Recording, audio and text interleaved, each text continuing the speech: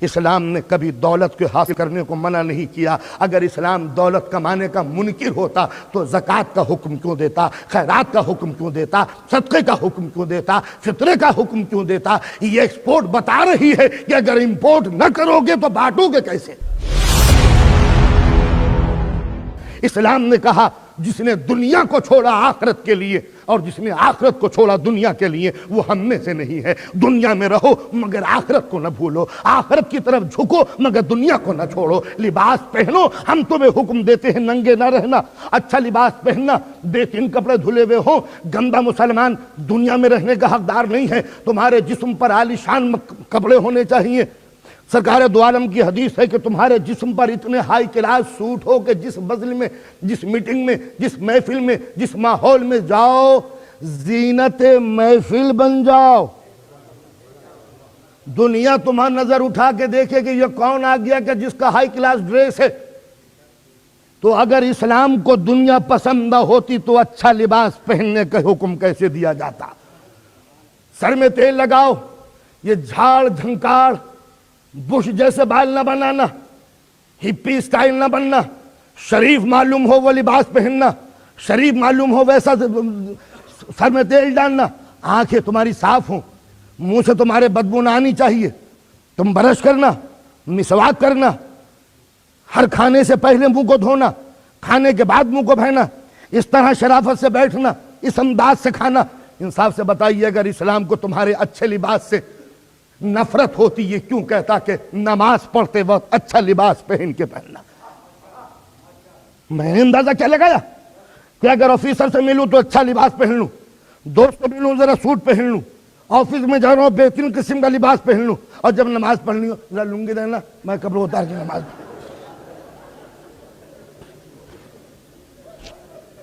یعنی جب دنیا سے ملوں تو اچھا ڈریس اور معبود سے ملوں۔ قرآن نے کہا، رسول نے فرمایا کہ نماز پڑھو تو سج دھج کے پڑھنا، خوشبو لگی ہوئی ہو، مسجد کی طرف جانا تاکہ دنیا تمہیں دیکھے کہ ہاں کوئی زندہ قوم راہوں کو مہکاتی ہوئی چل رہی ہے۔ تو آپ نے دیکھا؟ اب ایک بات کہہ دوں، خدا کرے کوئی برا نہ مانے، مردوں کو حکم دیا کہ جب مسجد جاؤ تو عطر لگاؤ، عورتوں کو منع کیا کہ صرف اپنے شوہروں کے سامنے خوشبو لگانا۔ ہماری شریعت میں یہاں تک کہا کہ اگر تم غیر مرد کو سنگھانے کے لیے خوشبو لگاؤ تو سنت ہے کہ غسل کرو، اس لیے کہ گناہ سرزد ہو گیا۔ اسلام نے ہر قسم کی خباثتوں سے رجس سے بچایا۔ حضور کو ایک حدیث، اچھا لباس پہنو، اچھا لباس پہنو، خوشبو لگاؤ، عطر سے بساؤ۔ ایک جملہ کہا ہے سرکار نے، قسم خدا کی کتنا قیمتی، اس دور کے زمانے کے یہودیوں کو کہا، اس زمانے کے نہیں، فرماتے ہیں کہ دیکھو گندے نہ رہنا، کہیں ایسا نہ ہو کہ گندے یہودیوں کی طرح تم بھی بن جاؤ کہ جن کے مردوں کی گندگی ان کی عورتوں کو آوارہ بنانے میں مددگار ثابت ہوئی۔ ملاحظہ فرمایا، حضور کی حدیث ہے، یہودیوں کی طرح گندے نہ رہنا جن کے مردوں کی گندگی نے ان کی عورتوں کو آوارہ بنا دیا۔ اس دور کے یہودیوں پہ تو جو بھی مرد، جو بھی مسلمان غلاظتوں میں زندگی گزارے گا اپنے گھر کی عفت کا محافظ نہیں رہ سکتا۔ اچھا لباس ہو، اچھا مکان ہو، مولا کائنات فرماتے ہیں اللہ کی نعمتوں میں سے یہ بھی ایک عظیم نعمت ہے کہ تمہارا مکان ایئری ہو، کھلا ہوا ہو، سنی ہو۔ حضور فرماتے ہیں کہ تمہاری سواری کا جانور اتنا حسین ہو کہ جس راہ سے گزر جاؤ دنیا کی نگاہیں خاک پا بن کے لوٹنے لگیں۔ سواری کا جانور، اس زمانے میں اگر سواری کا جانور گھوڑا تھا تو اس زمانے میں بہترین چمکتی ہوئی مرسڈیز گاڑی ہے۔ رسول کی حدیث کا مفہوم یہ نہیں ہے کہ آپ لندن کی سڑکوں پہ بہترین قسم کا گھوڑا لے کے، مفہوم انداز یہ ہے کہ مسلمان کو دنیا دیکھ کے یہ نہ کہے کہ یہ لیزی ڈل قسم کی قوم ہے کہ جس کے پاس عمل کے لیے کوئی نمو، کوئی حرکت نہیں ہے۔ لہذا اسلام نے دنیا میں ڈوبنے کے لیے یہاں تک کہا کہ رزق کو کماؤ، صبح نماز پڑھو، دکان کھول دو۔ یورپین اسٹائل سے 9 بجے آنکھ کھول کے 10 بجے دکان نہ کھولنا، سورج کی بھی آنکھ نہ کھلے جب مسلمان کی دکان کھلنی چاہیے۔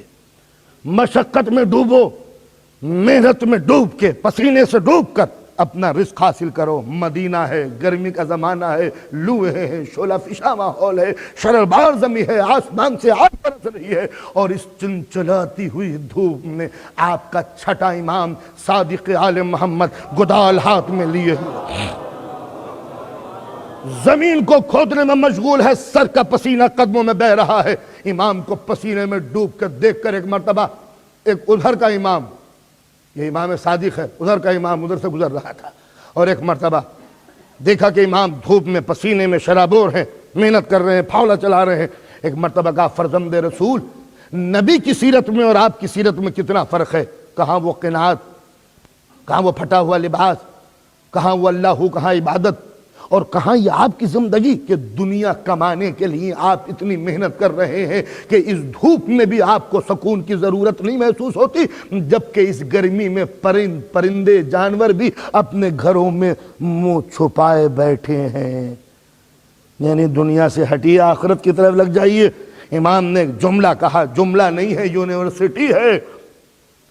کہا میں اس دھوپ میں مدینے کی اس لیے محنت کر رہا ہوں، میں پسینے میں ڈوب کے اس لیے اپنے کھیت میں کام کر رہا ہوں کہ کہیں غیرت انسانی تو جیسے ذلیل کے آگے ہاتھ پھیلانے پہ مجبور نہ کر دے۔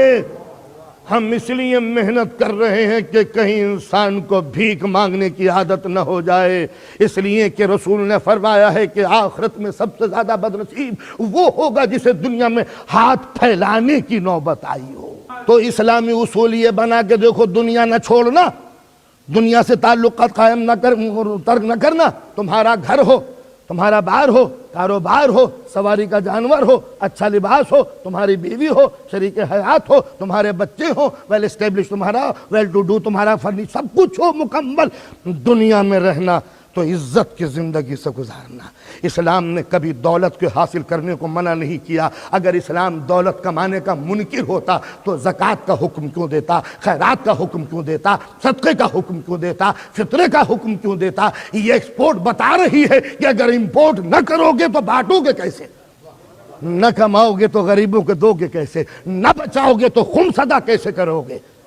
تو لہٰذا یہ نکاسی بتا رہی ہے کہ برآمد نہ کرو گے، نہ کماؤ گے تو بانٹو گے کیسے؟ اسلام میں سب سے بڑا جو کفر ہے وہ ہاتھ پر ہاتھ دھر کے بیٹھ جانا ہے۔